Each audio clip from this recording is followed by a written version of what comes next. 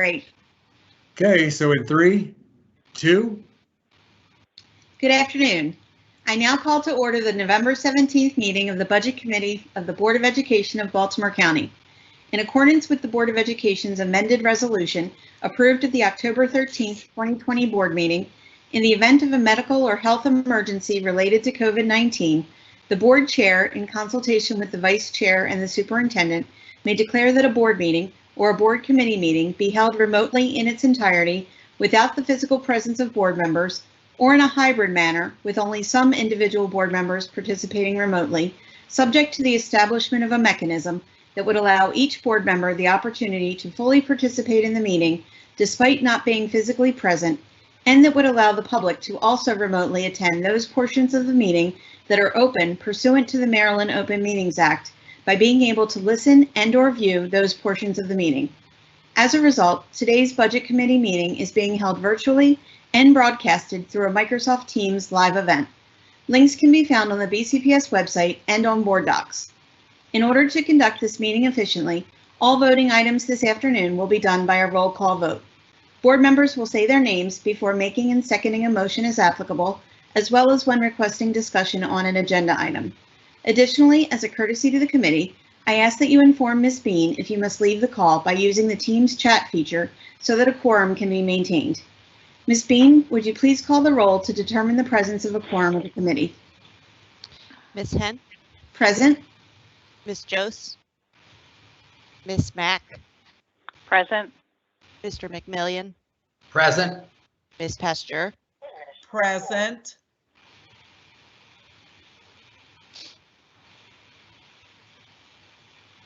Thank you. Ms. Bean, would you please call the roll of staff members participating in today's meeting? Mr. George Saris, Present. Mr. Whit Tantliff,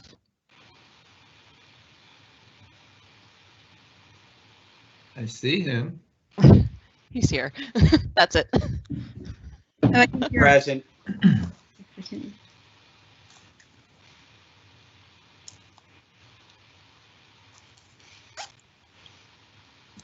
And I believe Mr. Corns is also attending to support. Are there any other staff participating, Ms. Bean?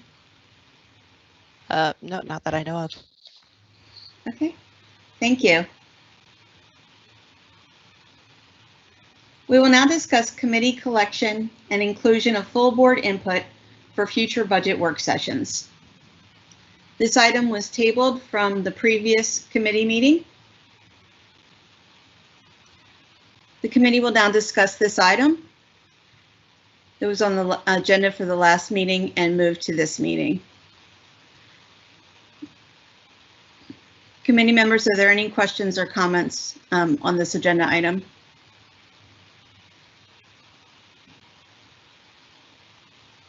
If there are none, I'll begin. So several board members have brought to my attention the need for board members to have input prior to the budget work sessions, prior to motions being made in the budget work sessions, and to bring those comments to the full board so that those items can be brought to staff for feedback and then brought as a full board prior to the work sessions so that they may be considered for inclusion in the superintendent's budget proposal. So in other words, to have the opportunity to provide feedback as a board earlier in the process and to receive feedback from staff on the board's priorities, ideas, and suggestions. And by feedback, in other words, proposals, cost estimates, and feedback on motions before they become motions during the board's budget work sessions. So what I'd like to hear are some ideas, possibly from the committee as well as from Mr. Chandler, about what that process might look like. Are there any questions or thoughts, committee members? And is this something you'd be interested in? Ms. Henn, I have a comment. Yes, Ms. Mack? I don't think it's any secret that this year I want people in the budget. And I think with all of the flux that we've had in people at every level, and I'm particularly talking about schoolhouse bus drivers, anybody who's working to get the kids to school and then helping the kids while they're in school, I would find it very helpful to see a trend, like even a couple year trend of headcount at a position level, not at a school level, but at a position level. For example, we had, let's say 9,000 teachers in 2015. And what did that look like in 16, 17, 18, and then like into this budget? I mean, not that many years, but as many years as conceivably could be provided. Also the same for paraeducators, adult assistants, contracted bus drivers, permanent employee bus drivers. I mean, just for us to have a sense of where we are, because I think it's something I could probably sit and do based on the documents that we look at for resignations, terminations, new hires, but it'd be a lot of work. And I'm sure that staff has to have that data at their fingertips anyway, because it's going to be information that the budget's based on. So I guess my question to Mr. Tantliff and Mr. Saris, if they're on, is how feasible to get that information ahead of time. Thank you, Ms. Mack. Mr. Tantliff, would you be able to respond? Sure. So just doing a trend by position type, budgeted positions, I think that's what Ms. Mack was asking, is something we could certainly pull together, like teachers per year, paras per year, etc. AAs might be a little tougher because they're actually not a position, because they're essentially contractors. So sometimes you just have to use averages based on the hours worked when we go back in time, because there's no positions we can look up. So that type of information, certainly would not be that difficult to put together. And I think we've put some subsets of that together for the board in the past. One thing I would mention is some of the, if you want to call them bigger than average challenges this year, are not due to not enough positions. It's because we're having hiring problems, drivers, teachers, substitutes, etc. So, a lot of what's in the news this year is not due to understaffing. It's due to not being able to fill the positions we have at a higher than normal rate. And that's a very valid point, Mr. Tantliff, but my goal is not like finger pointing, but just to determine the true as is. Like, what is our as is for whatever reason? How many teachers do we have? How many teachers do we typically have? And, what should we have? And added to that, if you could, would be any of the support personnel, like social workers, school nurses, gosh, why am I drawing a blank? Counselors, school counselors. Positions. Yeah. Any position in the schoolhouse that's helping a children learn is what, or getting a kid to the school and helping a child learn is what I'm interested in. One thing you said I need clarification on. So we can do budgeted positions by year. That's the simplest thing to do. We can show how many positions are filled right now for the different job titles.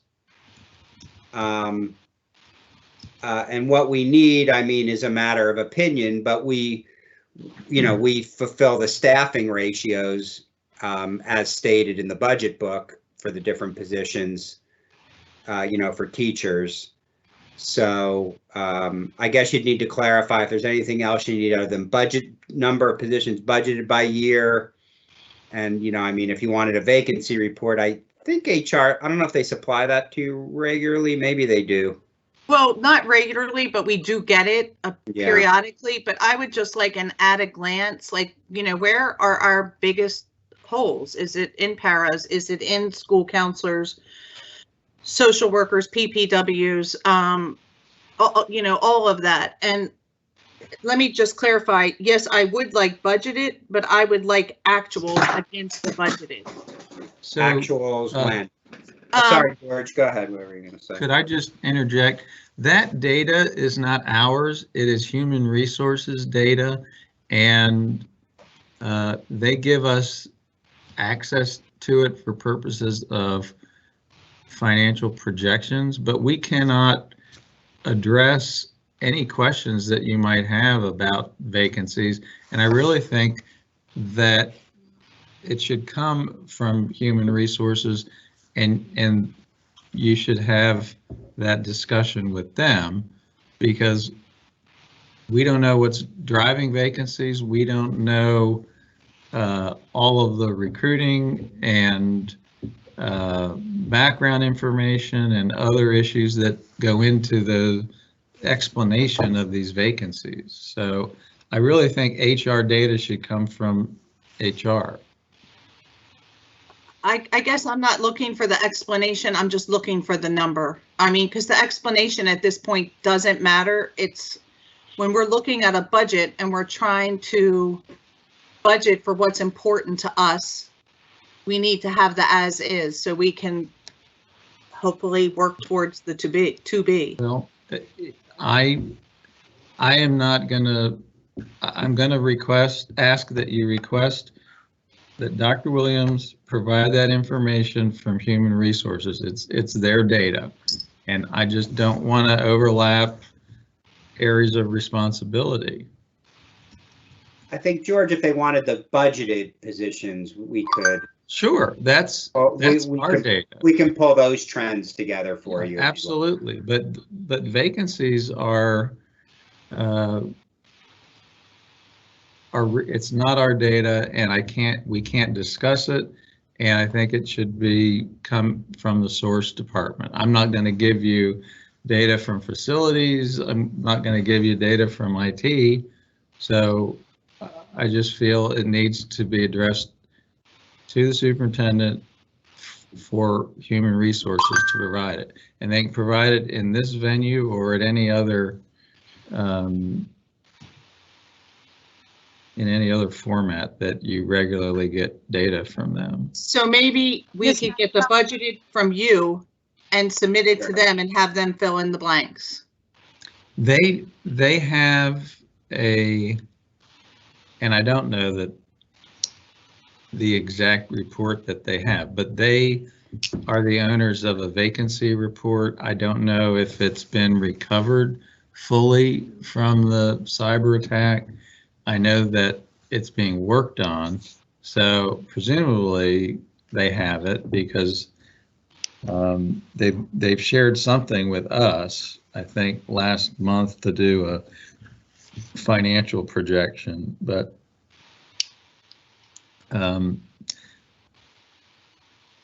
yeah, the vacancy report is an HR product, and I prefer that you go through Dr. Williams.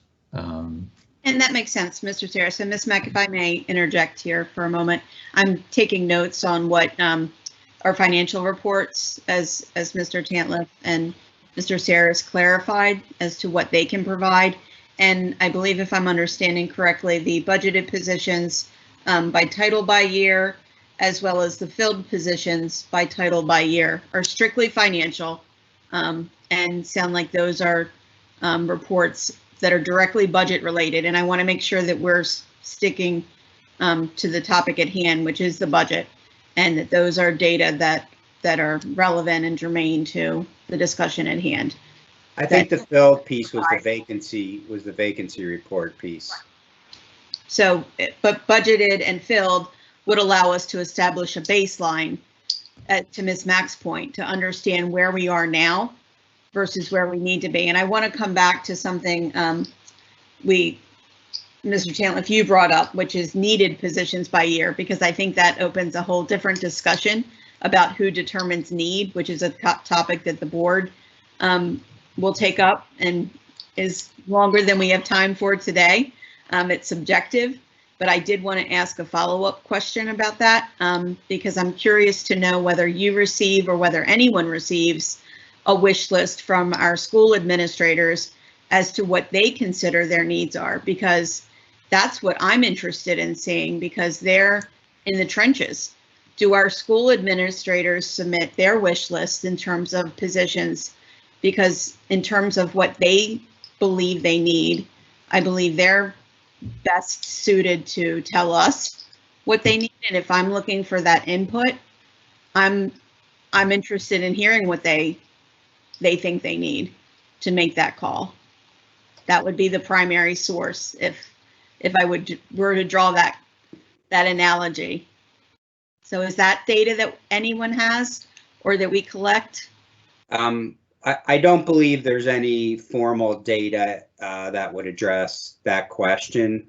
As staffing gets issued, which is an HR process through position management, they're looking at student enrollment and needs. And then I know there's a lot of dialogue back and forth with the principals. So even if the standards say they shouldn't need something, they can discuss that with human resources, and you know that issue may or may not be able to be addressed.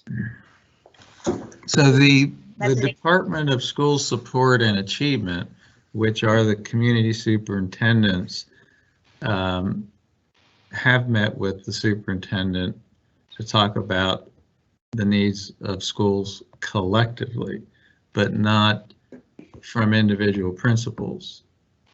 And of course, those positions, the community superintendents are not part of the organizational structure in the future. So I don't know how that will be transmitted next year. Okay. I'm looking to understand more clearly and fully how these decisions are made, and when the board is stating that people are a priority and we want to increase people in the schoolhouse for our people, for students, how can we make data-driven decisions that are in the best interest of our schools? And there's no one size fits all. So if someone is capturing what our schools need and what each individual school needs, right? Because it's not one size fits all. How can we come up with that plan, that prescriptive approach to doing just that, instead of these blanket motions that we've been known to make, right? To target all of our schools, which are great. I mean, they're with the best of intentions, right? How can we more narrowly or refine that to deliver just the resources just in time to exactly the schools and provide what they need? So I'm looking for guidance from you all, because you have that precise knowledge and tracking it, I think, anywhere within the organization of exactly, like you said, what positions have been budgeted, what have been filled. It sounds like the missing piece here, and Mr. Chandler, if you hit the nail on the head, is what is needed, who determines that, where is it tracked, and how can the board get that information so that we can target our directives to say we want to apply the resources exactly where they're needed the most. So that's data that I'm looking for. Whoever has it, where it exists, how do we capture it, and how do we use it to target our actions? Well, the couple comments I'd make, and then maybe George has some to add. So first, again, the filled piece equals vacancy report. So we're only talking budgeting on our side of the house. But I think the way this has been addressed in the past are when proposals for, say, psychologists, social workers, ESOL, special ed. I think when those proposals come forward, they look at and report to the board what is our current ratio, what are Maryland ratios, national ratios. All that information is not always available, but I think that's the best data that's out there. We staff schools based on ratio and known things that may need to be addressed. And as things come up one-off, that communication really goes directly to HR, and they can't ever create a position, obviously. they can tap into the positions that are available. So here I'll make up an example. School X has 3 kindergarten classes, but they're all bursting at the limit, or maybe a few extra kids were put in because they didn't want to add another classroom. The principal may be able to talk to HR and say, look, our enrollment ended up being a little higher than we expected, and it would be really helpful here for these reasons if we could add another kindergarten teacher. But that would be something we wouldn't normally have any visibility to, because they're using the available pool of teachers, because there's teachers available once the enrollment comes in that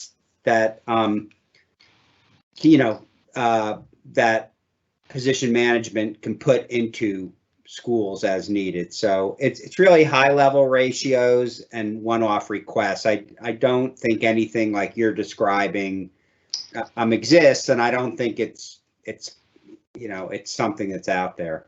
And I promise I'm going to turn it over to Ms. Pester, who's been waiting patiently. I'm coming to you, Ms. Pester. I promise. I promise. And I hear what you're saying about ratios, and I'm data driven. I'm a data girl, but we say every child has a story, every school has a story, and every principal has a need that doesn't fit a ratio. I've talked to, principal at school X, and, they need a reading specialist. They need, something special. All our schools are special. All our principals are special, and they have needs that don't fit ratios, that don't fit those formulas. And how can we meet those needs when we're following formulas and ratios and staffing calculations from year to year? I'm trying to find a way that we address those gaps, and that's our job as a board, right? Is to identify those needs and to make sure that we're finding resources to meet those needs, because they're meeting the needs of children, and our principals know what those needs are. So if we're not capturing that, then that's a need we need to address, and that's outside the scope of this conversation. So I'm going to move on and turn it over to Ms. Pasture, because that's a different conversation, but it's the budget, and we need to find a way to meet it. So Ms. Pasture, thank you for Ms. Hand. I do want to just address for a second that about which you were just speaking. There was a time, and I certainly hope that didn't end, where principals did have time when they spoke to, whether it was called assistant superintendent, community, whatever the 9,000 names have been. But to say, just as you were saying, here are some of our needs. These are things that by numbers you won't recognize, that I might get this number based on what the configuration is. However, as I look at my student body, I recognize that there are some extra needs, some different kinds of needs. And so I would like to have, and we were able to do that. So I certainly hope that didn't stop with our community people and superintendents. And if that is being written out, as I think Mr. Saris, maybe it was Mr. Tantliff, I don't remember, said, who knows? And that's a question that I do think we should ask the superintendent, who then will be having those conversations with principals about what their needs are, because I agree, no school is exactly like or has the exact needs as another one. But so I look forward to that kind of conversation on the board with the superintendent. But my question, either to Mr. Saris or Mr. Tantliff, is about the budget. How does grow your own fit into our budget? I look at budget times, things that give me some sense of what we're doing, and it's going to be even more so. I know everybody is tired of hearing me say blueprint, but I'm going to say it one more time, blueprint, blueprint, blueprint. How it is that we are in fact growing our own. So, I asked, for example, a question about paras, wanting to know how great the shortage is. So we now know the number. What do we have in terms of AAs who qualify? So in the budget, how would, what is that costing us? How does that, because growing our own is essential. And I think the two speakers, both Ms. Mack and Ms. Henn, have certainly pointed to this. How do we, and what's the fiscal impact of growing our own? Because that is important. And when I got the numbers, I saw that there are a number of AAs who, by certification, by their own speaking, are qualified to be paras and could fill that gap. So I would like to see and have that kind of discussion. Now, would that be with you, gentlemen, or would that be in HR, what the cost impact is to our budget? Well, if the question is how much does it cost to convert an AA to a para, we could certainly provide that, but I don't know if I follow exactly which cost you're asking about, Mr. No, that would be, yes, that would be something about which I'd be interested. But as the answer I was given from HA to my HR to my questions indicated, working with AAs, for example, in terms of helping them to get the certification that they needed so that they could go. So now we're talking about cost. How much is it going to cost us, or is that on them, or is the system like we used to have with giving teachers some support as they were getting masters, etc. So both are budgetary, maybe. Well, in that case, HR would have to define what needs to be done and how broadly it would need to be done. And then we could work with them to cost out that initiative. Now, each person you convert, if you wanted a back a napkin, you're probably talking about $25,000 because they don't have any benefits now. So you roughly have $10,000 in salary and $15,000 in benefits. So for perspective, to change the whole group would be tens of millions of dollars. I think the board proposed that a couple years ago. Yeah, and it's not those are two parts to my question. So you're right. I'm not asking about trying to get every AA into a para position because many of them don't want to be a para. But for those who have the certification, I think you've just answered that.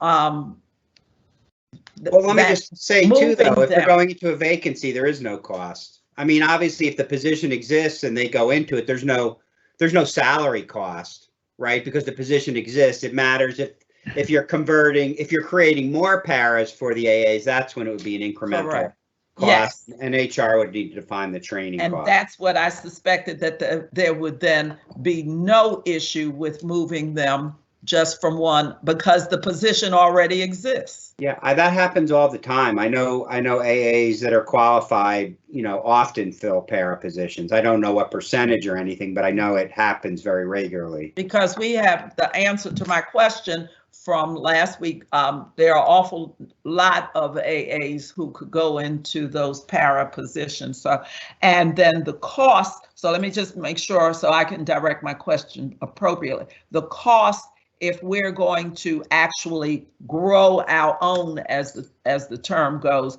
that's a whole different ballpark because now you're talking about helping them get the certification or whatever they need. That's an HR question. Is that correct? Yes, because we don't know what they need or how many people need it. Gotcha. Thank you. So I think it's interesting to me that all of the issues that Ms. Henn and Ms. Pasture have raised are all issues that the Chief Human Resource Officer has addressed in her budget proposal to the superintendent. So, and as Whit said, these do tend to be all in the HR arena. So we've talked about converting adult assistants to full-time. We've talked about what already happens, which is that many of them do move into para-educator positions. We've talked about the need for more APs in certain areas, the need for more support staff in certain schools. So those are all issues that are being talked about within the context of the human resources budget. But I don't really think there's any data that we can give you other than, we have approximately, 1,500 AAs, and we have 1,200 paraeducators, and their average costs and salaries are this. And the other thing that we've also talked about is the issue that the motion that the board made last spring to increase the supply budgets for schools. Because inflation really is an issue right now. The community superintendents and the superintendent and Whit and I during our budget meeting talked about an inflationary adjustment for school budgets. But there isn't a database that goes down to the principal level whereby they create their own budget proposals that we could provide to you for review. So the other things that we talked about with the school support chiefs have been things like class coverage and substitutes, and which also overlaps into the HR arena. But those are things that schools need, because this year class coverage is an issue, and there's all sort of creative agreements to incentivize staff to cover classes. So the issues are being discussed, but I don't have anything to offer in terms of data. Thank you, Mr. Saris. That said, and thank you for confirming that. I would ask, at this point, I would like to make the motion that the committee recommend to the full board asking the superintendent to implement a process by which schools would submit their budget requests, similar to departments submitting their budget requests for review by central office. Ms. Hahn, I would just mention this: the school budgets don't include any staffing.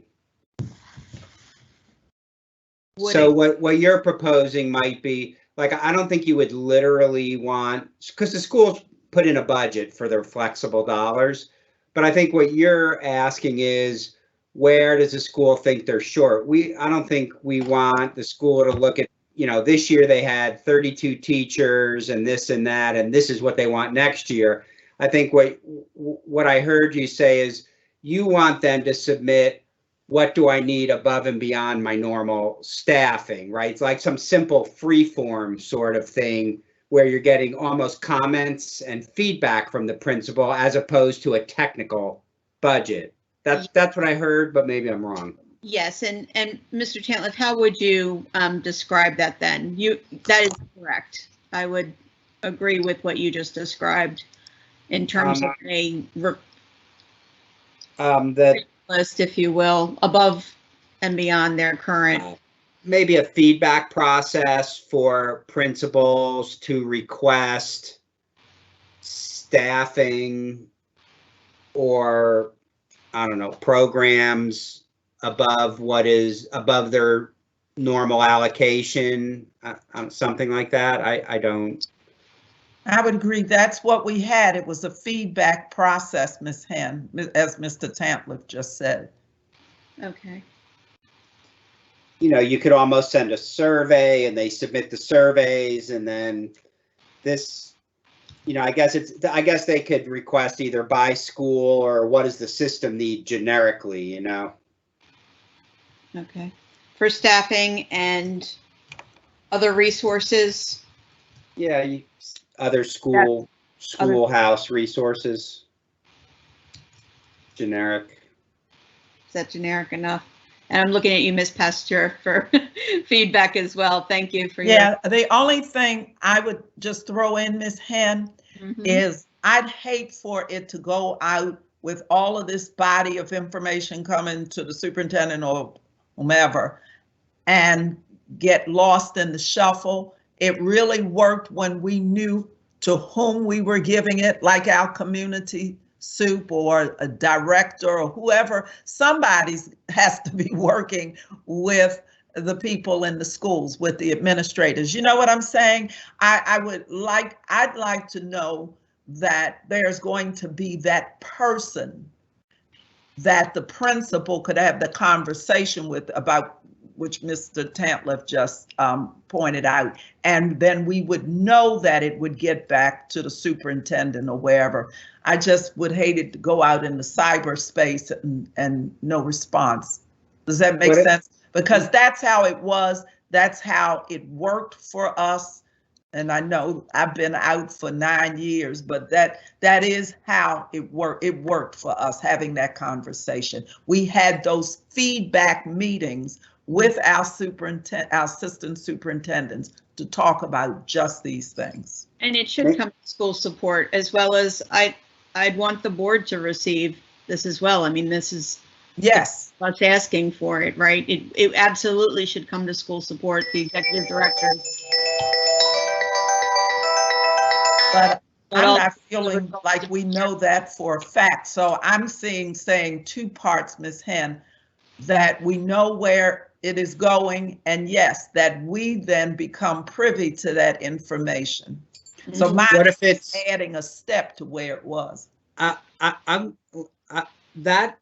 like that because to your point, if 175 schools just send it in, okay, I can rack and stack it. But so maybe it goes to the EDs and the new chief of schools, and they kind of consolidate, have feedback, and then they can just like any other chief present a school request to the board and the superintendent, or maybe the results get summarized and sent to the board ahead of the process. I think that's an excellent idea. That, I mean, it'll make it more actionable. Okay.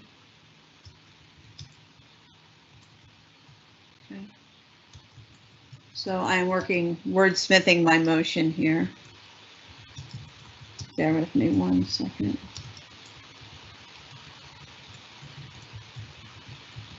And maybe it's ahead of the budget process, you know, it's in the information's received before we start anything. Yes. Like in October, you know what I mean? Like when we're still getting everything ready for the superintendent to review. He doesn't look at this stuff till November. Yes. So are you saying this would be too late for the current budget cycle then? For us to? Well, I mean, you'd have to devise a process, collect it. That's not, you know, Thanksgiving's next week. It's mid-December. So I don't think there's any way for the superintendent to receive and process it before he presents to you guys right after the holidays. Now, you may be able to receive the information in time for the board adoption in late February. I think we could. I think we could do an abbreviated one for this cycle to inform our process. But, you know, it's who's defining the survey, how does it go, you know, technical things that, I mean, you wouldn't define those technical things, but someone's going to need to pull all that together. It's not like a turnkey thing, you know what I mean? It's going to have to go out, it's going to have to be collected, it's going to have to go out to, you know, if the community soups are still in place and the EDs, they're going to need to filter it and come back, summarize it. I don't know. It's I think a survey like that is so large. I just would like something that says that the board will be privy to whoever the staff person is who will speak with the schools under his or her auspices, direction, whatever, to glean, and I'm using too many words, but I'm just saying, who would glean the needs of their assigned schools. And then they sit there and they process, and then then whoever is going to actually pull it all together is only doing whatever whoever, community soups or EDs or whomever, have come up with. So it's small pot, you take care of your schools, then you give it to whomever, and then they just say, here's where we see the similarities. Here's some of the things we see. But again, I think if we're asking for a whole survey to go out and then somebody's trying to look at everybody, they don't know the schools. If we want this to matter, then it really needs to be attached to the school. So, okay, so I'd like to make my motion, and I'm thinking of this as being brief. I attended several schools' trunk or treats, and in 5-minute conversations, I was able to glean from the principals what their top 3 needs were. Yes. And a survey could be as simple as, what are your top 3 needs this year in your budget? Whether it be a reading specialist, program funding to start a STEM robotics program, and whatever, their top 3. It doesn't have to be anything elaborate, but I leave that up to whether it's draw, whomever's going to be designing this. So my motion then that I'd like to make is, I move that the budget committee recommend to the full board asking the superintendent to implement a survey to collect feedback from school principals on staffing and other school resource needs for the current budget cycle. May I have a second? I'll second it. Thank you, Ms. Mack. Ms. Bean, may I have a roll call vote, please? No, I have a question. Ms. Pester? Yes. To whom is this going? Who's going to do this survey? To respond would be principals. No, I know the principals are going to do it, but where is it going? Who's going to look at it and do something with it?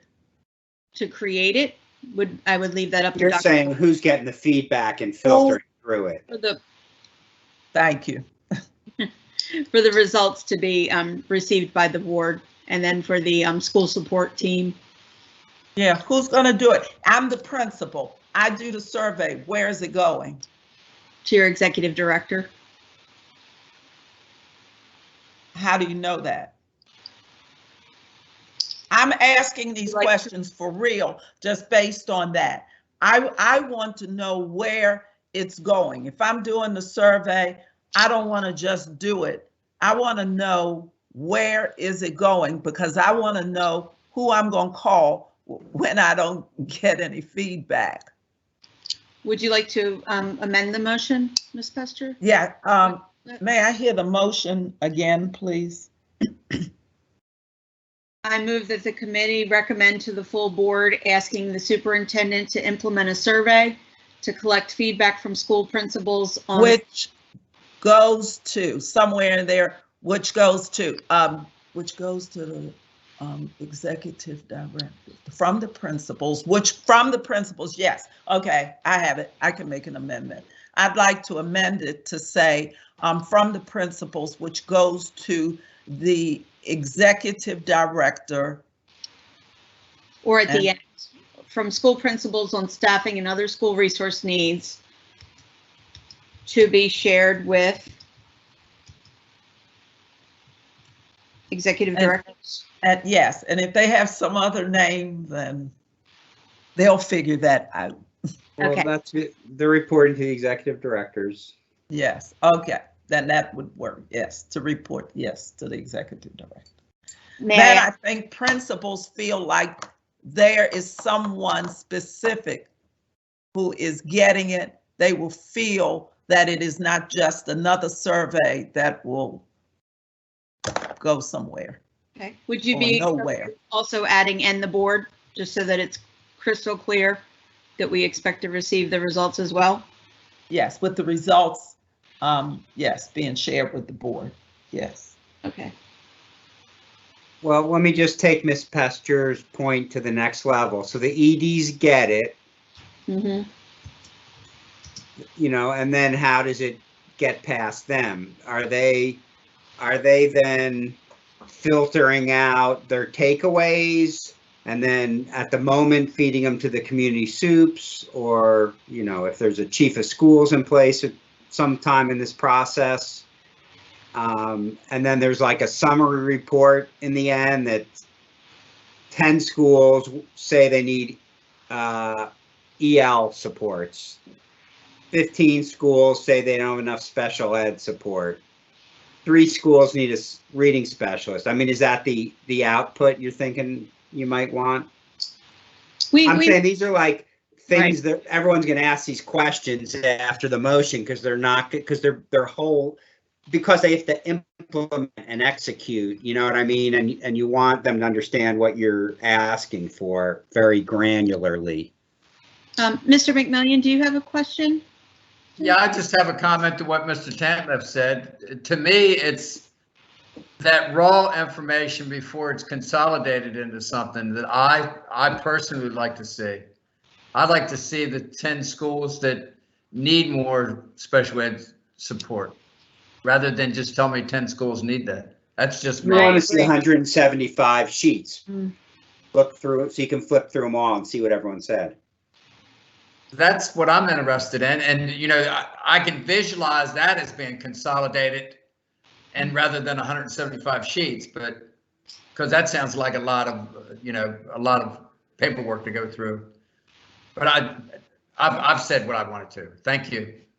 Thank you, Mr. McMillian. And I was going to say the same. I want the raw, unfiltered data. I want to see what each school has to say. So if that's a Sounds like a throaty folk singer. if that's a The spreadsheet, raw, I want to hear the raw music. 75 rows, then that'll be it. Any other questions, committee members? Ms. Mack, did I? No, I'm fine. Thank you. But what was the answer to Mr. Tantliff, Miss Hen? I missed that when he pointed out all of the levels and all of the things that people are going to ask. How do we make this motion so that we have as few questions asked about what we want as possible? Because I thought his points were well taken, but I think yours and Mr. McMillian's are as well. And I'm old school, so we told the assistant superintendent, then HR had meetings with us. We reiterated our things. They did do a report through HR, and sometimes we as individuals got what we needed because we then were asked to justify, to show all of the things that were necessary. And sometimes it changed for the system or a number of people because a number of people had that information. But I agree wholeheartedly with you. I know the board never knew what we wanted back in those days, or even discussed it or thought about it. So you're asked, so we would like to know those things. I just agree with Mr. Tantliff.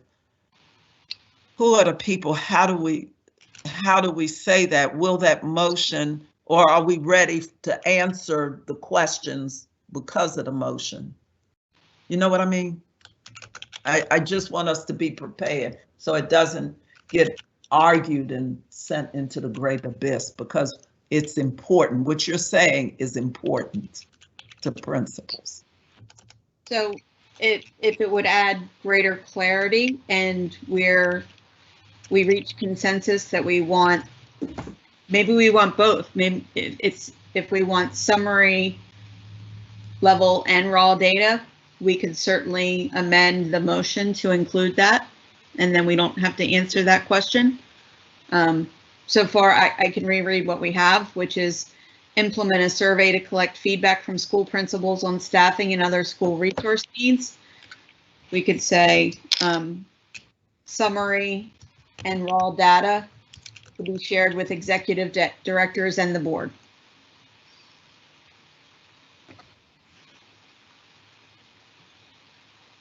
Ooh, something just happened to my computer.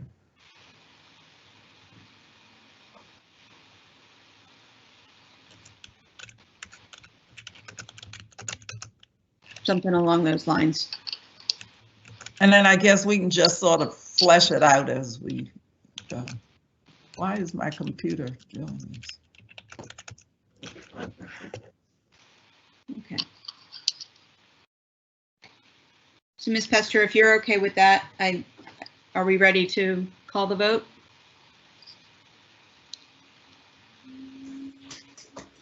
You're on mute, Ms. Pester. Thank you. Can you read I it one think more time, We're please? going to have questions, but I think at least we'll be able to flesh it out and discuss it. Sure. The motion was that we move that the committee recommend to the full board asking the superintendent to implement a survey to collect feedback from school principals on staffing and other school resource needs, summary and raw data to be shared with executive directors and the board. Thank you.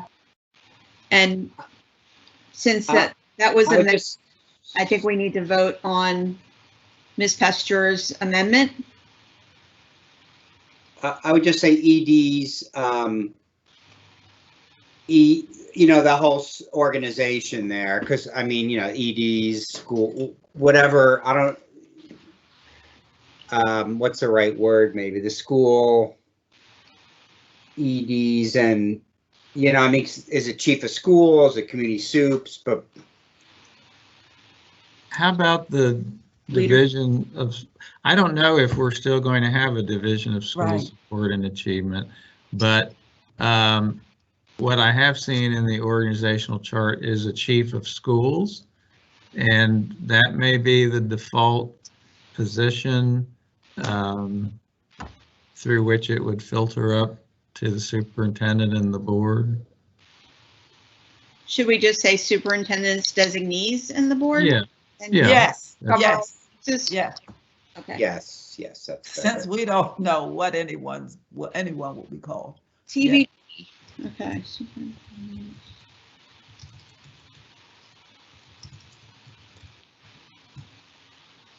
Okay, so it now reads to be shared with superintendent's designees and the board.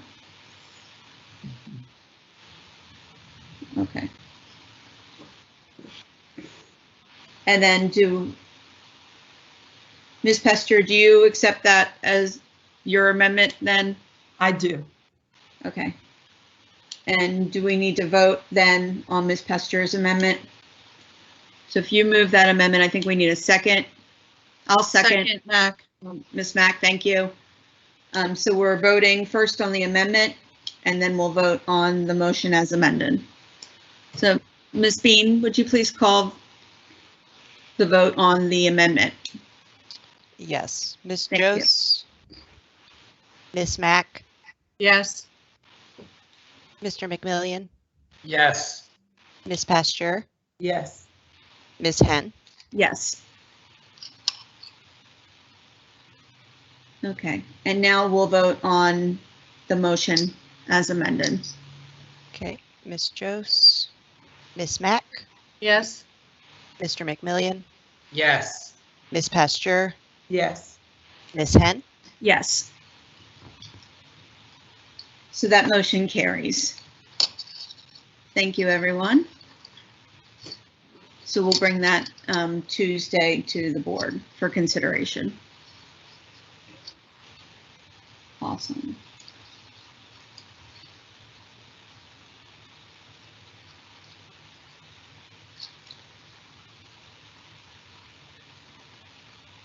And then were there any other comments or questions regarding our first item on collection and inclusion of board input before the work sessions?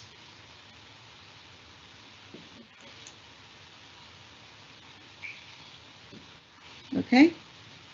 Hearing none, Mr. Chantliff will now present the budget line transfer report from the first quarter of fiscal year 2022. Can I just ask a quick question on the original discussion, just so I can have someone start working on it for next meeting? Is one of the agenda items going to be the multi-year history of budgeted positions by job title? Yes. I know you're going to talk to HR about the vacancy and stuff, but is that going to be an agenda item that I should have staff work on?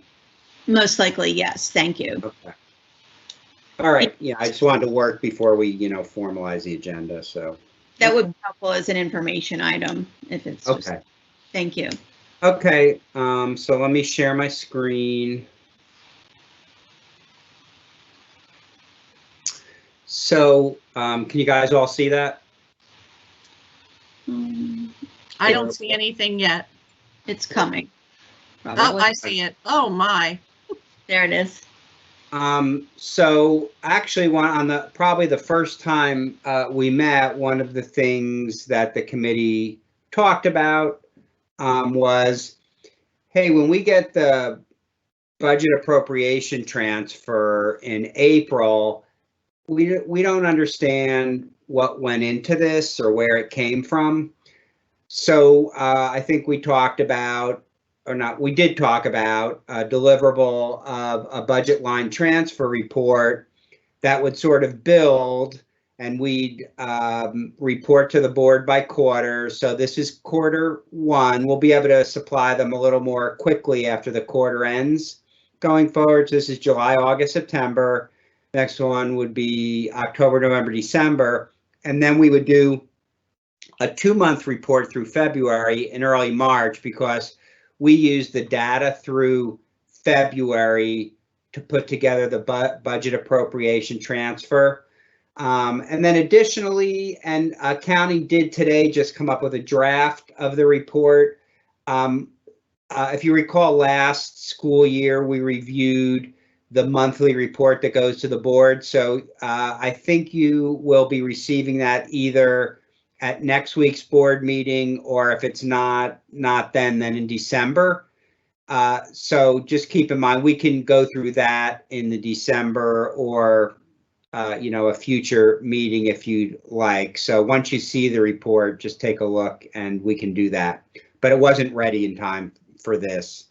And they had a difficult time putting the first report together because of the ransomware, et cetera. But anyway, what we have here is when we push out central funds to the schools, or if an office has to, they determine their needs are not exactly the way they budgeted them. So it's within their overall budget, but it's not, to keep it simple, it's not in the right activity. Then to have the money available to create a purchase order, they need to do what we call a budget line transfer. This is a process that can happen every day of the week, and they send the form into the budget office, and then we work on moving the dollars within the system so that they can then spend the money. Once we get into March and April for is when you'll see it. We look at the actual spend. So this is just budget dollars. This is so they can spend the money. We will look and see what are our spending trends, where are the budget dollars, and how does that compare to the adopted budget? And then we will come to you to request the approval of the budget appropriation transfer. And at another meeting, maybe ahead of April, we can go through last year's just to refresh your memory. But because there's always some uncertainty in the end of the year, when we get the approval for the budget appropriation transfer, we'll put a cushion in there to make sure we don't go over budget. But in the end, when you get right down to it, these are the types of things that drive that request. And so you can see here in this report, allocate magnet funds to schools and CTE funds to schools. these were all budgets that start in the central office and then get pushed out once C&I determines who gets what based on their methodology. So, you know, they have to hold the money basically in a couple of line items, but then they're pushing it out to where each school needs it, and they're having each school build a budget. It's separate from the normal budget process. We just have to have the total dollars to push out there. So you can see down here, page 1 of 25, this was just Q1. Now, actually, there's more line items in Q1 because there's all these central buckets that are getting pushed out. So you can see here, we're still on magnets. And a lot of these line items would offset each other in terms of the budget appropriation transfer. But we're, you know, but if we needed to move it for that line, we move one line, we move another line. They may offset, but in terms of the global budget appropriation transfer, but not at the school level. So you can see here, still allocated.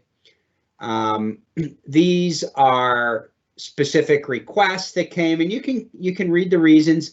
And these were in board docs, so you can look at them at your leisure after the meeting, and you may have more types of questions next month. I know it's a lot to absorb all at once, but I think we were actually able to put together a nice looking little report here. Now, baseline, that's the school's baseline budget, but what actually is happening here is we, because of the pandemic and more so ransomware, we budgeted everyone centrally, and we pushed out their budgets based on historical spends. And then what happened is once school started, we allowed the schools to make changes so that it, you know, now, okay, we put it in a place that we thought made sense just to get the dollars correct in the budget as we started the year and people could spend money. But now we allowed them to make requests, you know, for department heads and different needs to move the money around within their budget so that their budget looked the way they wanted to. So this volume of baseline distribution we wouldn't have in a normal year because the schools in April would have all had the opportunity to go think about with the principal and their fiscal assistant and feedback from department heads, et cetera, and put the budget they wanted in the system. But the schools did not have access, and so that's why we had to do it for them. So that's what. So you can see so far, basically the first 10 pages are just getting the year started, moving money out of the central office for the schools. And even here, it's still going. So even the Spark, here's the Spark program. So you can see almost everything, and this is only a month of school, keep in mind. Offices, of course, are fully staffed in the summer, but most of the stuff in this report, it looks overwhelming, but future reports will be much smaller, and it will mostly be central offices identifying a need in a different activity. And so when you roll all this up, here's what it looks like. So the adopted budget is what the board adopted. Current budget is the net sum of everything you just saw. And you can see it's fairly modest so far, a few hundred thousand, plus or minus a few $100,000. And these might get reversed next month as other budget line transfers get put into the system. And that's why we can't do a BAT that the board approves early in the year, because we don't know what the spending will look like, and we may be doing something that we need to then undo. So it really makes sense to do it later in the year, but hopefully if we're you know, giving you this information each quarter, you'll feel a lot more comfortable with it. So that's what I had to present on the budget line transfer report, if anyone has any questions.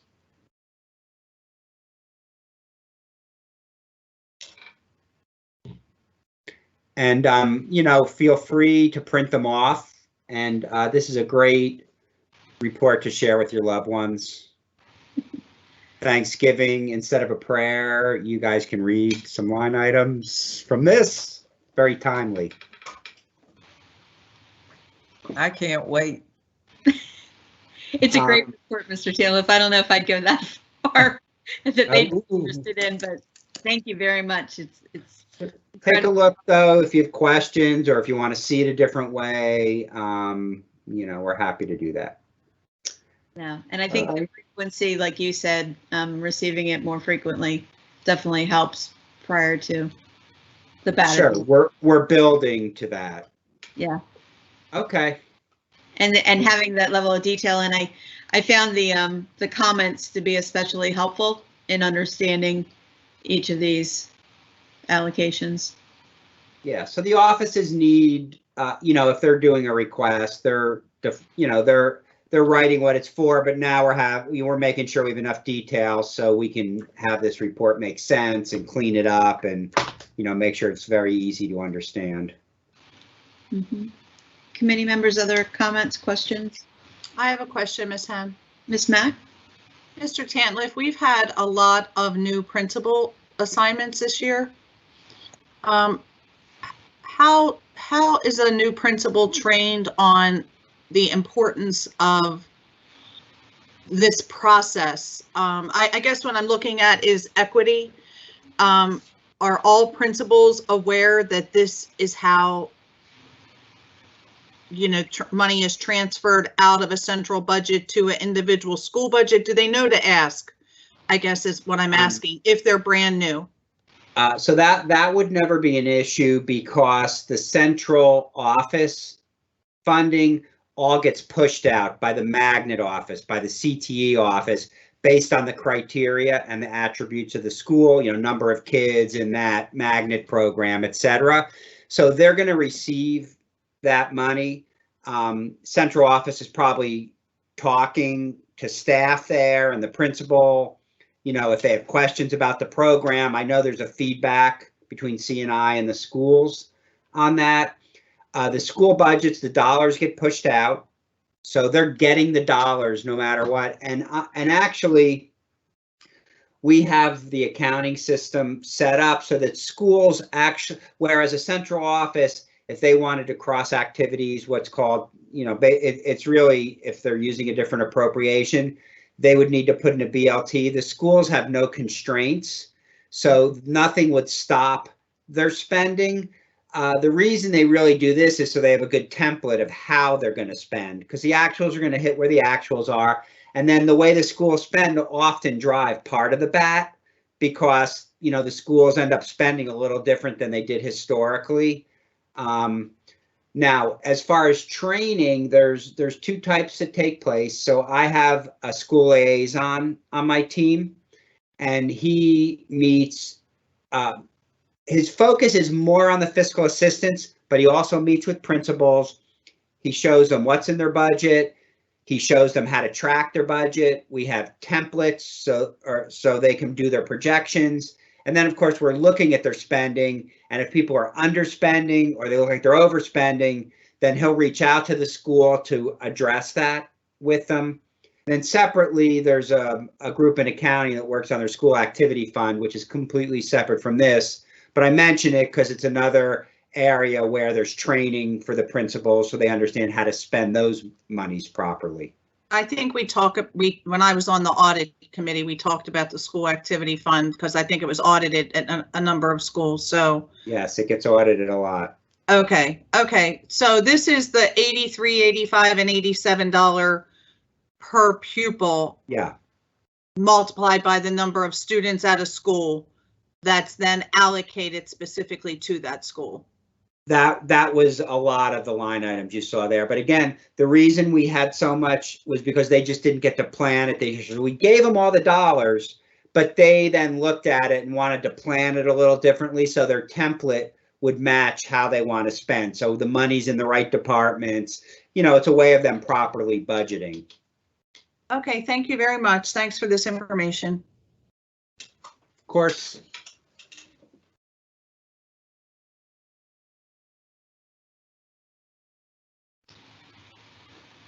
Thank you, Ms. Mack. Any other questions, board members? Yeah. Right, we can, Hearing none. so I think everything was grouped on that one item, Ms. Hen. So I think next was the per pupil. Next is the, did we group that? Not on the agenda, but on the, well, what's next on the agenda? Next, we have the school budgets, how school-based salaries are budgeted and allocated, and collective bargaining's role in salary budget formation. Wasn't there, school budgets, what's covered centrally? Mm-hmm. Yeah, so let's do this. Okay, can you see the per pupil summary? Yes. Okay.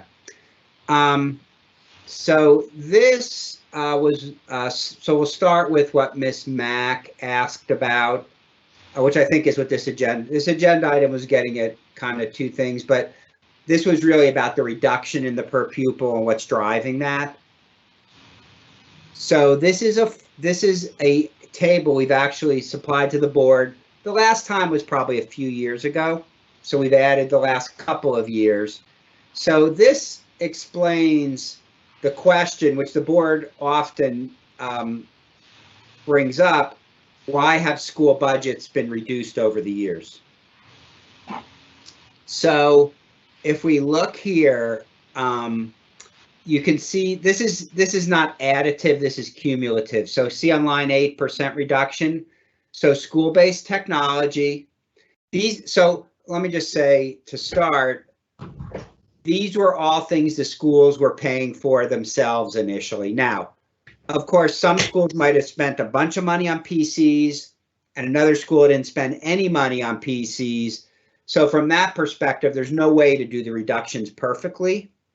But as STAT, as it was called at the time, rolled out, as print management rolled out, we would reduce those school budgets to partially, not fully, but partially fund the program. So you can see here, these were the dollars that we scooped out, the 756, then 1579. This is the cumulative amount, so they're not additive. So by the end here, we had removed 2.8 million from the schools, which is about 17% of the original budget. And I do have down below, which I think Ms. Mack was just mentioning, here's the per pupil. So you can see elementaries have gone from 142, they were down to 81.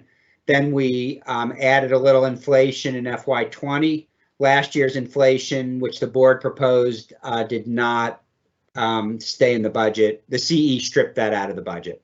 But here were the amounts, and this was all in board docs too. So going back up here, so it translates into this in the end. And this is the way you guys think about it.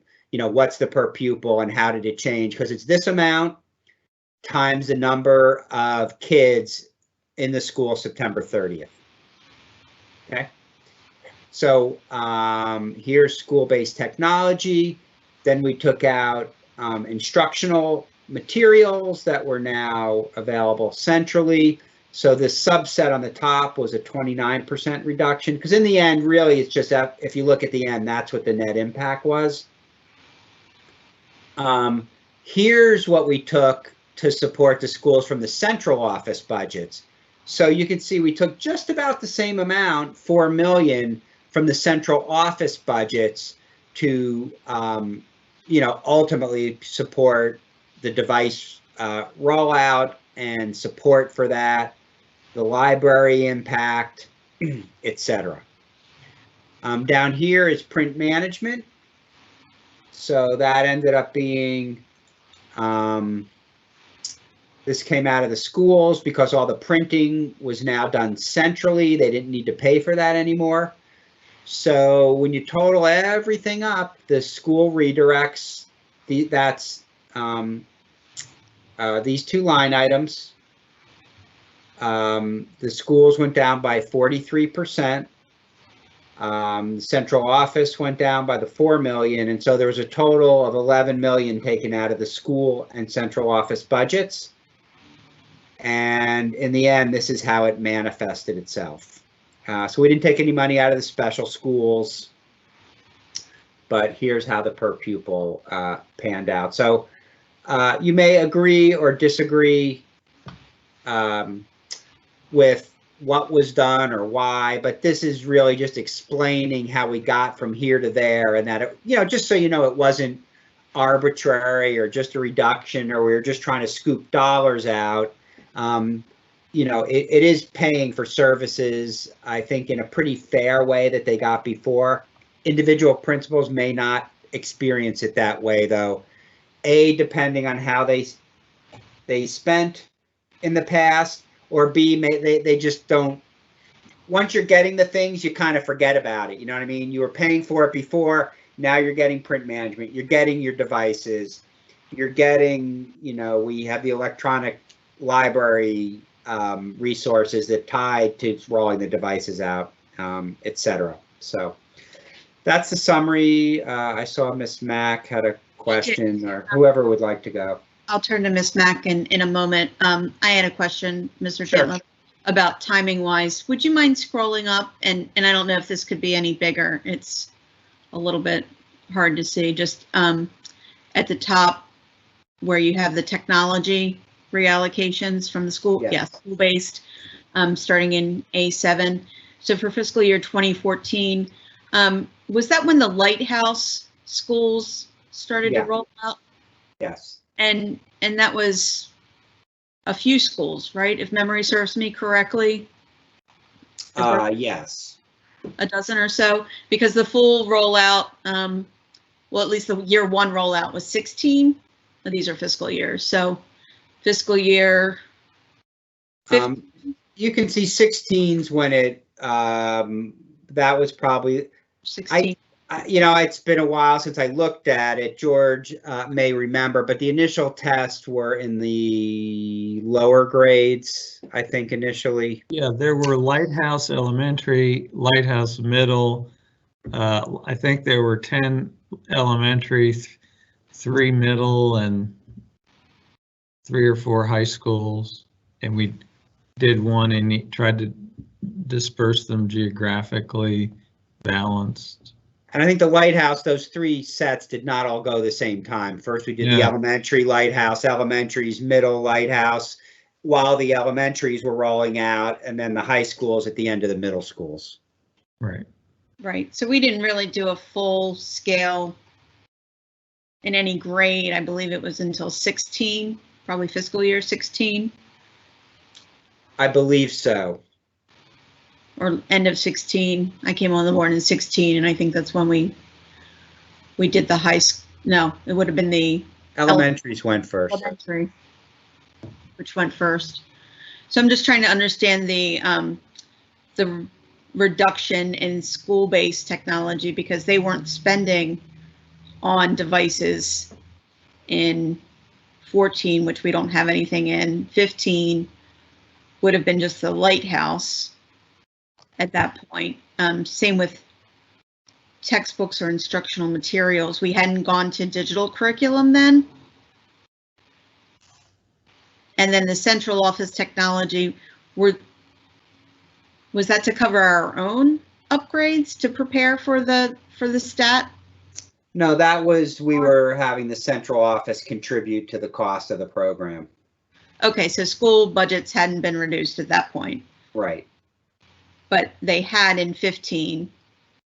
A small amount. Just. So we sort of did it as it rolled out. So as elementaries rolled out, we just impacted the elementary per pupil. Then when middle schools rolled out, then we impacted the middle school. This is grouping everything together up here, the grand total. In the end, this is the grand total, but we are phasing it in sort of in proportion to as the devices were rolling out to the grades.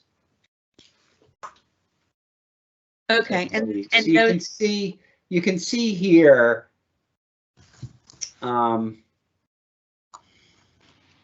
Did all schools? Go ahead. Was the allocation reduced for all schools when the Lighthouse schools were rolled out? Well, yes, by that small amount. So you can see that here. because the per pupil we're pushing out changed. So you can see where the reductions were. This is comparing it to the prior year. Yeah. This is going for, this is versus the prior year, versus the prior year, versus the prior year, versus the prior year. It wasn't perfect. I mean, there's no way to do it perfect. There's no way to make it completely fair for everyone. But at the time, this was a decision that the superintendent made that the board approved as a way to partially fund the program. It certainly didn't pay for all of it. Okay. Ms. Mack, you had a question? Yes.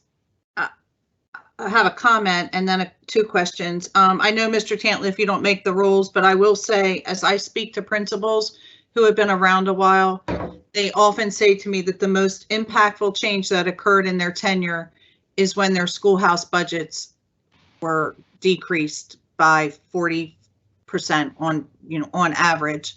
And I understand from looking at the chart that, some of that was picked up, but I don't know that it's felt that way in the school. And you don't even need to respond. I just wanted to say that. So in the last 3 years of this chart that I think this is the one where we have zero money in stat. Can you just move this up a little bit? This is the top. Do you want to go down to this? Right. No, go up just a little bit. Where's the line? Okay, right here, stat, line 22. So in column H, I, and J, where we showed $0 redirected to stat, where is that money being redirected instead? Well, that money, when it got it's in the PC budget that, Jim would present each year as part of his budget. So it's now permanently funding the devices. And then once it's there, the superintendent can decide to do and the board can decide to do something different with the money. But once it's there permanently. So all that money moved into curriculum and devices, and then it gets adjusted each year. If you recall, we've had productivity for several years. So the last several years, we've reduced the PC budget by millions of dollars, and then that funded completely different initiatives. You know what I mean? So once it's there, that's the baseline. And then you're deciding, here we are today, where do we want to be tomorrow? We're not looking back to where did it come from originally.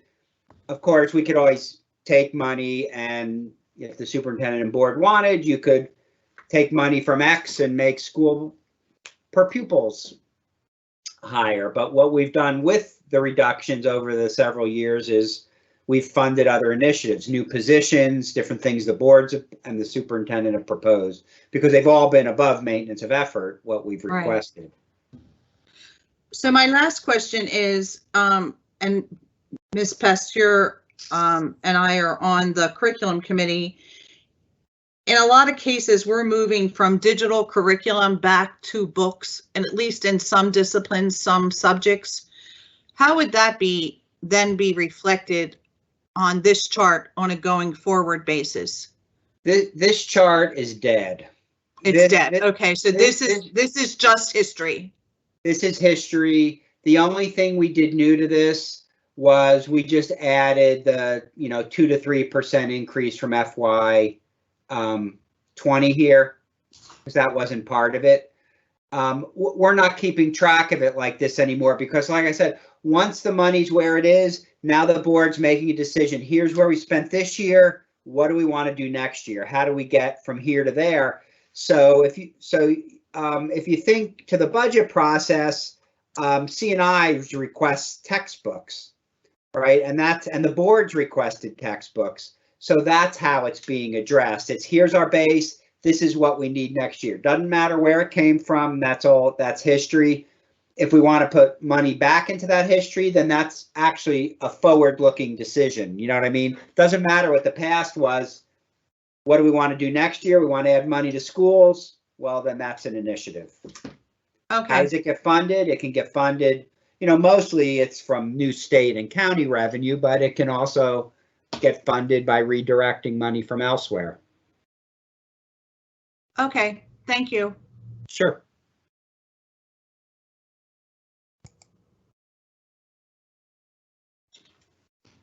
Is on mute.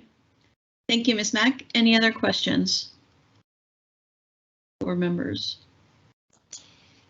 Ms. Hen, could I add some data just as a background to this discussion? Of course, Mr. Sayers.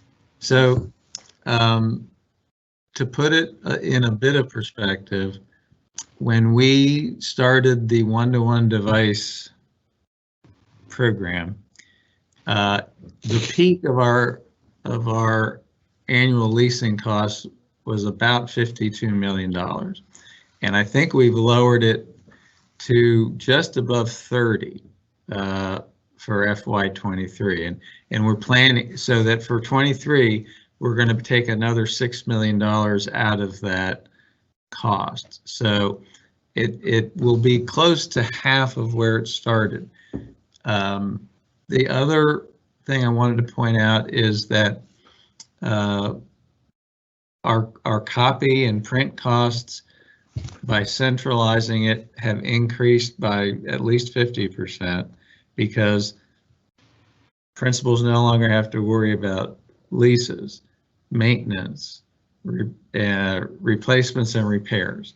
And so there's no real built-in control or incentive.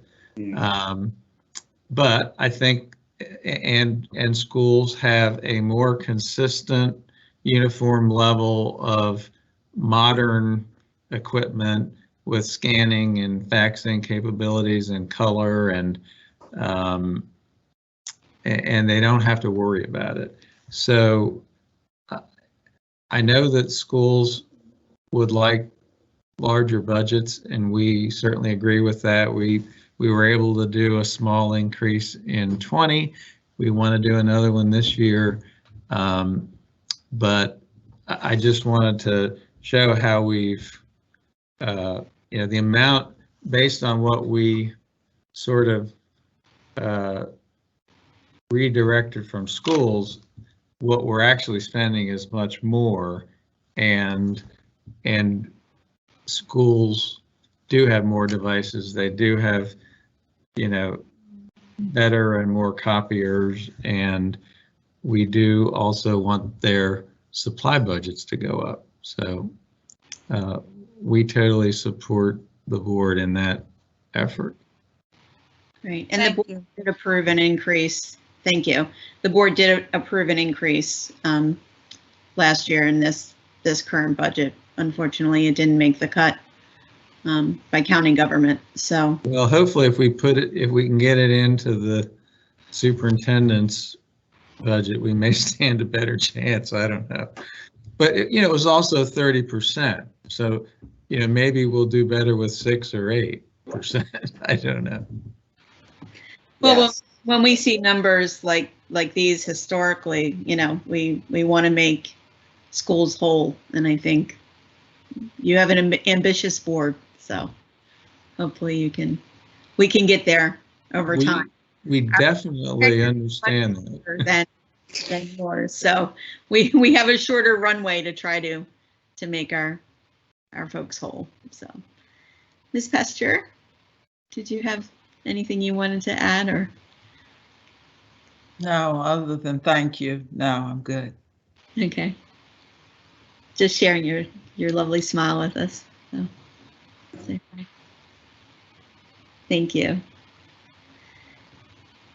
Thank you, Mr. Chantler. I think we're ready for our next agenda item.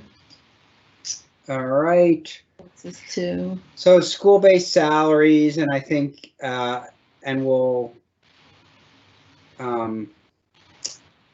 you had asked for what are all of the salary averages. So here it is. You can have your handy dandy guide, and how it's defined is right there. So it's at your fingertips. So this is more just a handy guide.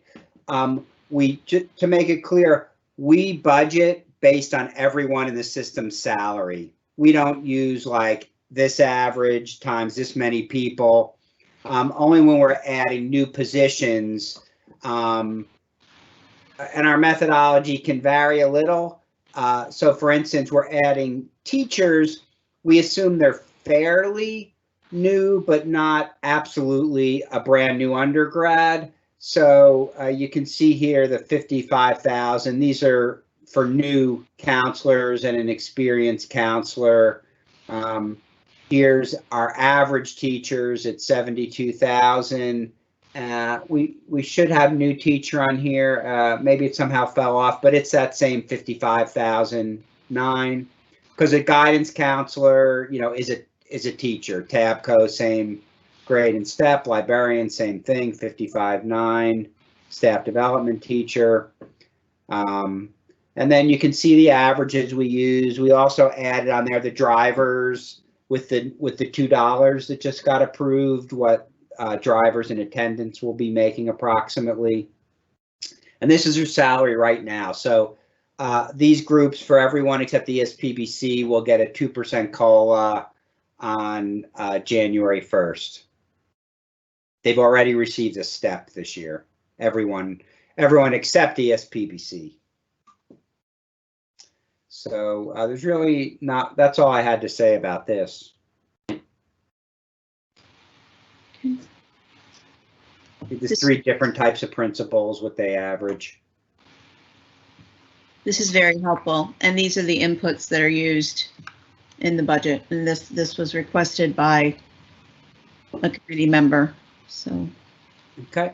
Again, we don't take 50 of these times this average. This is what the average actually is right now. Essentially, it manifests itself that way, though, because we take every person, literally every single person goes into the budget at what they're actually making. And the only thing we're adding is the new incremental positions. okay, so the new incremental positions, you use the average. Well, it matters. For a teacher, if we're adding 50 teachers for enrollment growth, so some of these new positions, because we know we're mostly getting new college grads, we use this. It matters the situation. There's some positions where we know they're going to have to do industry hire. They're more senior, so maybe we'll use an average.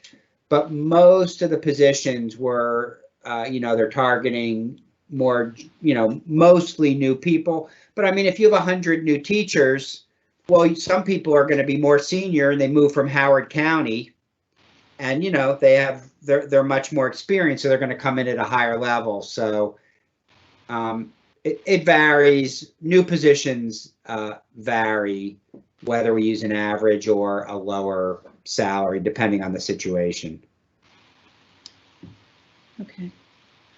I will add that the county government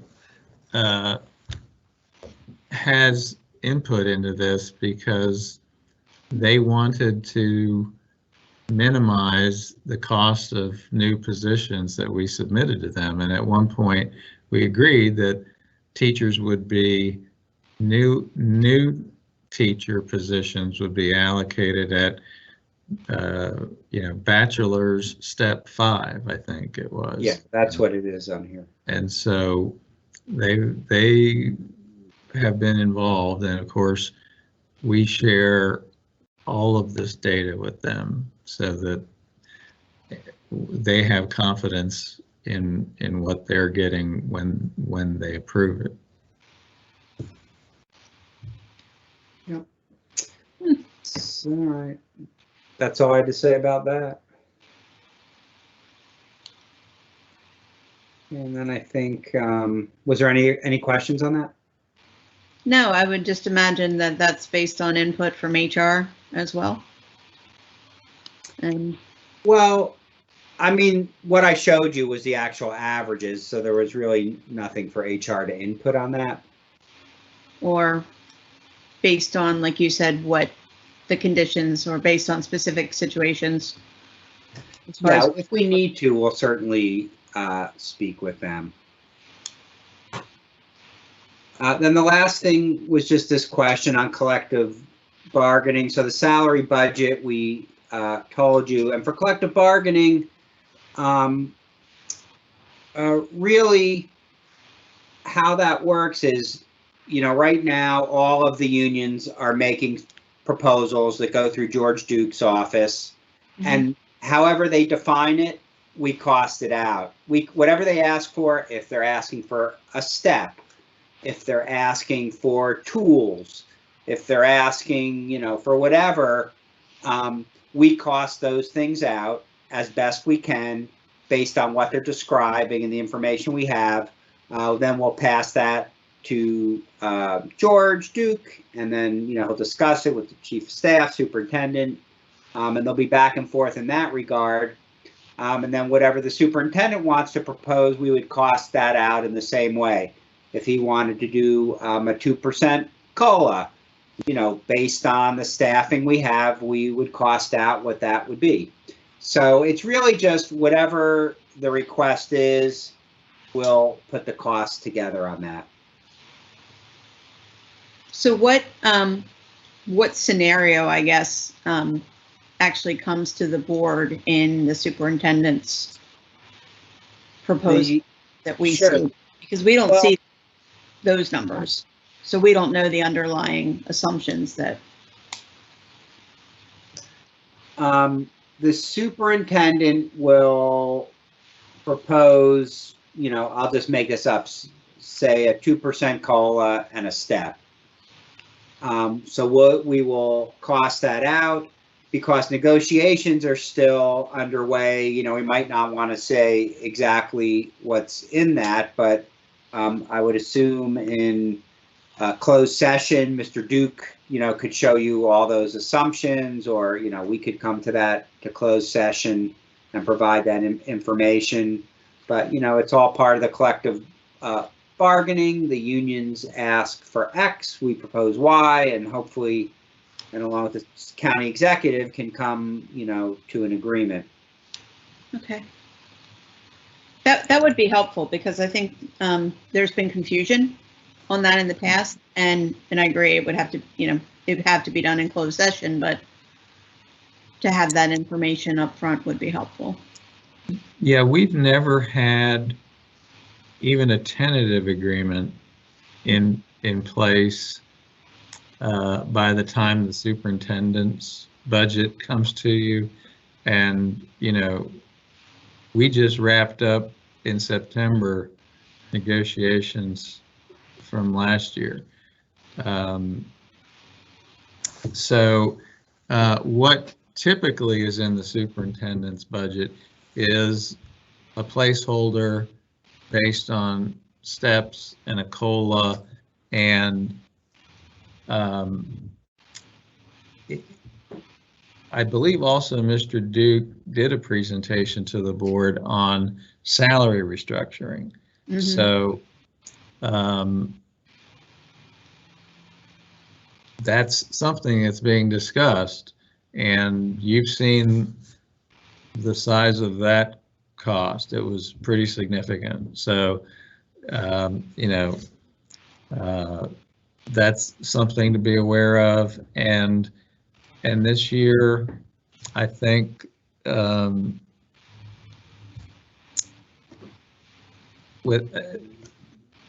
want to be careful what I say, but given the state of the economy and the state of labor markets, the proposals that Mr. Tantlev and his team have costed out are impressive. So I think if you were to, it's a good word. I think if you were to take what you normally see in a initial budget for steps and COLAs and factor in what you've seen about restructuring, you'll have some sense of what may be in the budget. Wow. Okay. Okay. It would be helpful, and I know we have those sessions with Mr. Duke. It would be helpful to see those proposals side by side as we begin our work sessions. because what has happened in the past is Mr. Duke will give us some numbers, but receiving them from you all side by side in writing. And I know they need to remain confidential, so I don't know how comfortable you are in sharing them in writing. Well, I think that would be something that Mr. Duke and the Chief of Staff could do with the board in closed session. Even if they need to be collected. But he would probably get those from you all, I'm sure, prepared. Well, Costs. you know, he gives us the parameters, Right. and then Witt's team does the crunching of numbers, and then we give it back to Mr. Duke. So he has a good summation of what's being discussed. Okay. So the chief, and now he reports to the Chief of Staff. So those would be the folks, and we usually are on standby to answer technical questions, but so it would be all of us. I'm just going to say right now, I like Mr. Chandler's spreadsheets. His numbers aid in my comprehension. So if I can put a plug in to get those, that would go a long way toward making our sessions run more smooth. Yeah, I don't know that you'd want these particular ones, but because we kind of break it out in an easier to digest format, but they're there.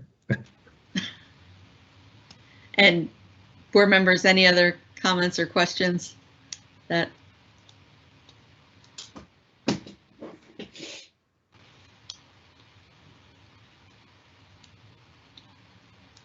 I don't have any other questions. Thank you very much for the information. Sure. Thank you. This was incredibly and extremely helpful. Mr. McMillian? Yeah, Mr. Tantliff, I'm just, how many people are in your department? 8, including me. So, and the 7 below you, are they in similar kind of roles? Well, I have one fiscal assistant. I have a supervisor. I have 3 senior analysts that each work on different aspects of the budget. So one focuses on supporting capital costs. One works on revenue and our performance budgeting system. And one focuses primarily on positions and salaries. Then I have a more junior analyst who works on, like she's a data analyst. And then we have a fiscal one who is the liaison to the schools that I mentioned previously. Yeah. And I don't know how you'd feel about it, but it might be interesting just to see the behind the scenes people sometime, and this Zoom is just to say hi, so we know who we're dealing with in one way or another. It's just a thought. Thank you. Sure. Well, here, I'll show you. Well, I don't know. I was gonna have Miss Bean reveal herself, but I don't want to put her on the spot. But Miss Bean that's is probably our not fiscal very fair assistant. to do. Yeah, then not today, but some other So time. that's okay. We'll send you a team picture. Thank you. I hope everyone has a great holiday season. Thank you. And Ms. Hen, I'm going to meet with Dr. Williams and Ms. Anderson to see how they would like to share that vacancy data with you, so that we get it in pieces. And so I just don't want to do anything with their data they don't want done, but I'll convey that request and let you know what we can provide. Thank you, Ms. Saris. And we don't need you, aren't asking you to step on their toes in any way. I think they just might want to be here if we were going to discuss it. So. Yeah, no problem. Yeah, Okay. Ms. Hen, and just along what Mr. George just said, we got that, I think it was 3 meetings ago. And I remember the number was 800 some, and I don't remember receiving that number. It was really interesting to me. How many teachers, how many bus drivers, how many groundsmen across the board, and we haven't seen that number. So I've been curious. Has the number fluctuated? Has it gone up? Has it gone down based on retirements or whatever? So that's a real interesting piece of information for me. Thank you. Me also. Yeah, and that fluctuates daily, really. So Mr. Tantliff's team takes a once a month download of it to do his work, but it really does fluctuate daily, and I think 800 is in the ballpark of what I last saw. Would it be fair to request a cutoff of September 30th? Because isn't that when we do the official student counts? What, Yeah, what would it that have to comes do? out at once a month, right? Don't we download it once a month? Yeah, I wasn't following, Ms. Mack. How are you tying vacancies to the student enrollment? Well, I mean, okay, if we looked at a 5-year trend of, and I already filed my notes, so I can't, hold on, budgeted by year and filled, Yeah. that's going to look much different 5 years ago when we were at 115,000 students, and then we dropped down to what, 110, and we're back up to 111. And I just thought if we could tie it to something factual, which we submit our student count numbers on a certain date, do we not? Yeah, it's as of September 30th. And actually, we just submitted to MSD, I think, a couple days ago. So it takes a couple months to sort through all the data and get rid of ineligible kids and that sort of thing. Well, my point for bringing that up is if we, let's just say the number of teachers holds steady across the last 5 years, but the number of students has dropped by 5,000, that's a different story than if we see significant drops in teachers and no change in students. Well, you could have a chart on the bottom that shows our total enrollment. I guess that's why I'm saying, I mean, anytime after September 30th, because we've submitted our data to MSDE. Right, yes. Okay, thank you. Okay. And the discussion that I'm interested in having, and we started it today, and I know ran over time, but it's fascinating, is that discussion of need and how we define that and who defines it. And I think the discussion of our motion for the survey is going to be fascinating because it's an additional data point that it sounds like we'll have or start to have, collecting that from our principals, and then talk. I look forward to continuing that discussion with the full board to talk about how we look at needs, and these are all data points, right? Ms. Mack, as you talk about looking at vacancies, because that's just one data point. Those are open positions, but what are our true needs, and how do we measure that and look to resources? And one of the things, Ms. Henn, that could be added to that is, in I think the last curriculum committee meeting, or maybe it was even equity, I'm sorry, I don't remember. We had a presentation on the schools in each area that qualify for community school, the title, and also the benefits that come along with that community school.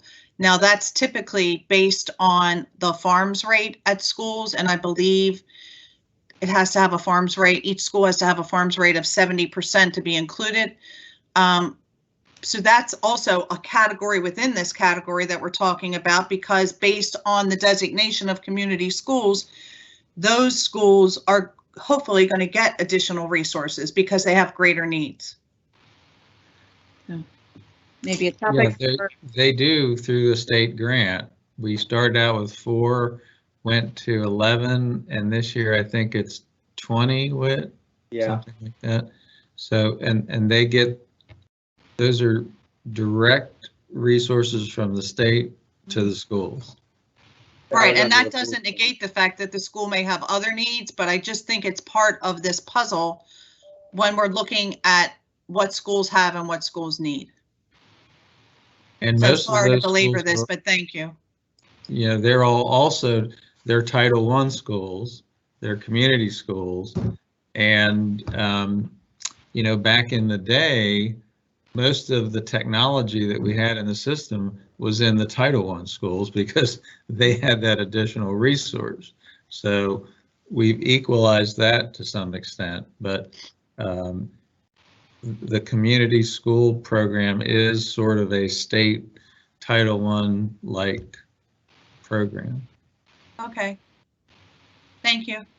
Thank you. Okay. Any other questions, board members, before we adjourn? Okay. Hearing none. The next meeting of the Budget Committee will be on December 15th, 2021. Because there is no further business, the meeting is adjourned. Thank you all very much. Good night. Mr. Chandler. Thanks again. Sure, have a great holiday. You Have a too. Good night. Thank you. Good night.